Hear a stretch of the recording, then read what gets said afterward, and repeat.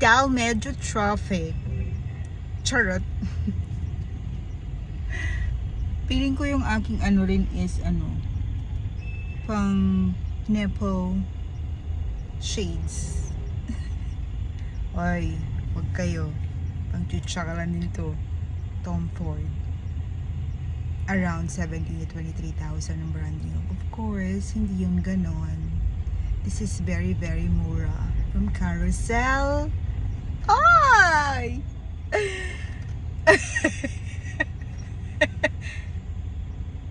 Tatawa na yung katabi ko na naiinis. It's traffic kasi. You know, we're going to papasok pa lang sa aming subdivision.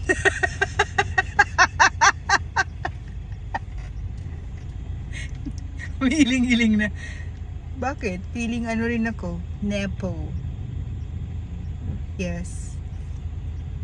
Siyempre hindi ganun yun. Eto, yung original price nito na nakapost, 600. So, tinawala ko ng 400. So, pinapalitan ko yung keneso niya kasi nga, nung binili, nung nakapost doon, wala siyang keneso ganire. So, may ano yan, may kulay na mayroon siyang from Quiapo. So, that's, 400 I think. Pero nahirapan sila raw. Kasi may pa-curve siyang ganyan, oh. Ganyan talaga siya. You can try. I think this is Whitney Houston Tom Ford. I'm not so sure. Ayun lang. Patuloy tayo dun sa kanina. Nainis lang kasi ako. Kasi overreacted sila sa mga Nepo babies. Which is, paano pala kung masaktan yung mga, yung mga Nepo babies? Bakit nyo kailangang idamay yung mga anak? Tingin nyo ba? Alam nila yun. Papatuloy ko lang yung kanina. Pero bakit hindi nyo ba't di nyo inaano yung sa kabila kayong mga DDS kayo, diba? Marami rin naman siyang bag, Chanel, mga ganon, Hermes, tas ang alahas niya lalaki, diba? Kilala nyo na yun, yung sa kilikili. Huwag nyo na kasi idamay yung mga mali nyo naman di nila alam. Do you think nagtanong sila?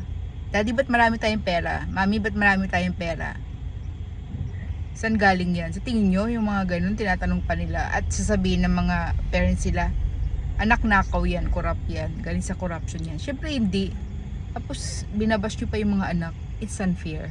Huwag nyo nang idamay yung mga Diba? Kung sino man yung original na Nepo baby dito, ay yung yung anak ng dating administrasyon. Kasi nakita ko kung gaano ka-luxurious siya, paano siya ka-luxurious mag-kemi-kemi ng mga gamit